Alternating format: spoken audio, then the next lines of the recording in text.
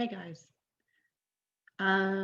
there's a lot of you that are missing this week, and we are doing a breath assessment. And I went back and looked through the video for this week, and I noticed that I didn't really lead you through a vayu breath assessment. We did single nostril breathing, both in the practice and as a separate, because we can't really do that with masks on.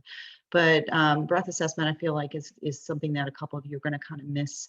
So I wanted to make a small video, both leading you through one and talking a little bit about it. So I'm going to do a quick screen share here, if it will allow me to.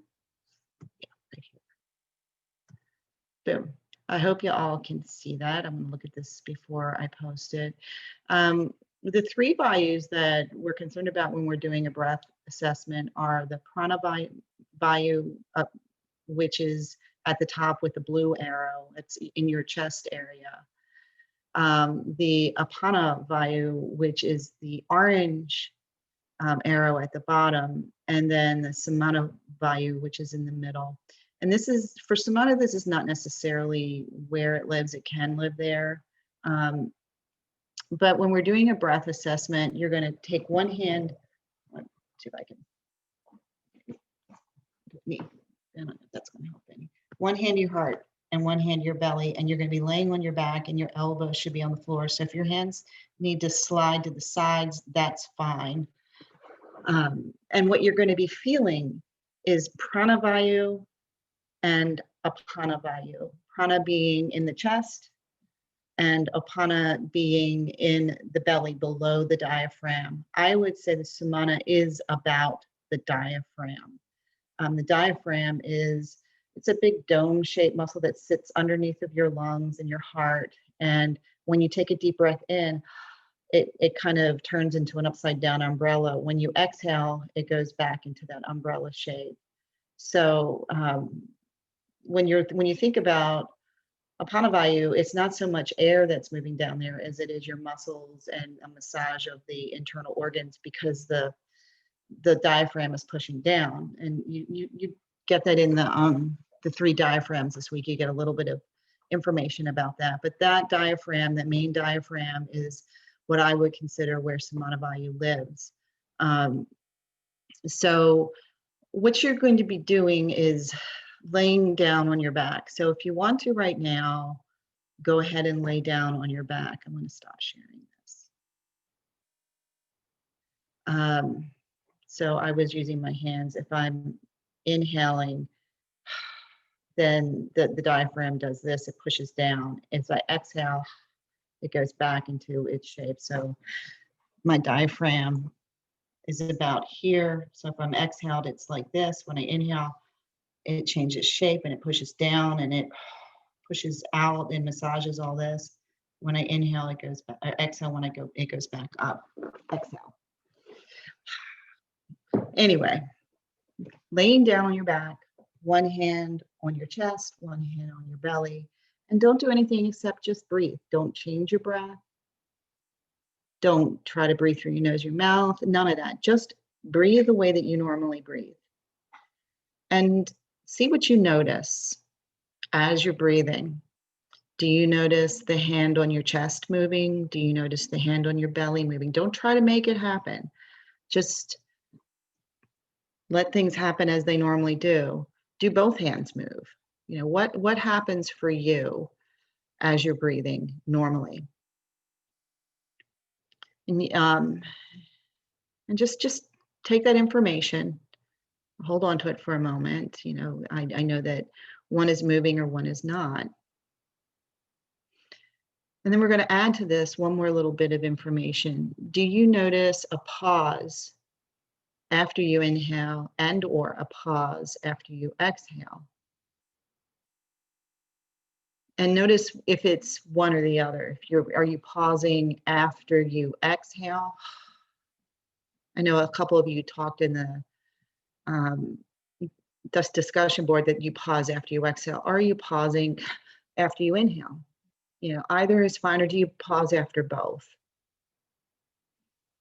So, you know, pausing after an exhale could indicate one thing, and pausing after an inhale could indicate something else. So just be noticing while I'm talking You know, which hand is moving, or are both hands moving?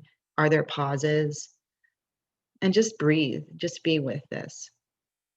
So as you're breathing and doing this, I'm going to talk a little bit more about these vayus and see if any of this resonates with you. So prana vayu is your life energy, it's your chi, it's the reception of things. The inhale can be represented by prana, and that's the hand that's on your chest.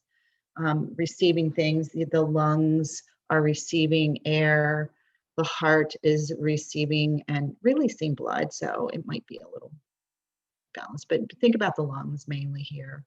And it's the reception of things happen here, your life energy. And then the hand that's down at the bottom, the apana vayu, is the release of things.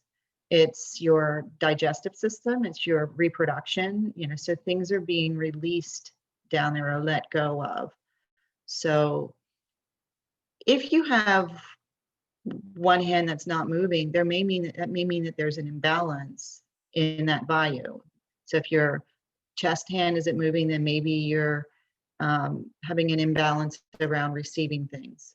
If your hand on your belt, below your diaphragm isn't moving, the apana vayu, then that might mean that you're having an imbalance around releasing things. You know, and sometimes those things are appropriate. If you're full up with assignments right now and projects and papers and things, you may not want to, or you may not be able to receive anything more. So it may be completely appropriate for your prana vayu to be out of balance. But the one thing that you can do to try, at least metaphorically, to start bringing a little bit of balance is to just lay on your back and breathe and make both hands move.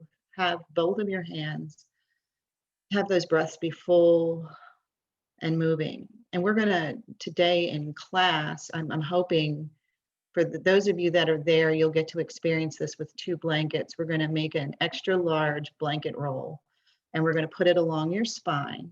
So your head is kind of on it, and you're gonna open your arms like this, so that the chest is completely open, the belly is completely open.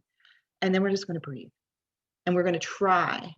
It's not going to just be a natural breath. We're going to try to make those hands expand and contract. So that's an effort to try to bring a little bit more balance into the vayus. It's something that we'll be doing today. So I hope that this has helped for the breath assessments. And you know, this in and of itself can be a bit of a yoga practice, just working with your prana, working with your pranamaya kosha, and with pranayama. Sorry, I had a little bit of brain fart there. Pranamaya or pranayama, which is part of the 8 limbs. So you're kind of working with both of them when you do breath work. So take this for whatever it's worth for you. If you don't find it useful at all, then no harm, no foul. And I will see you all in a little while. Bye.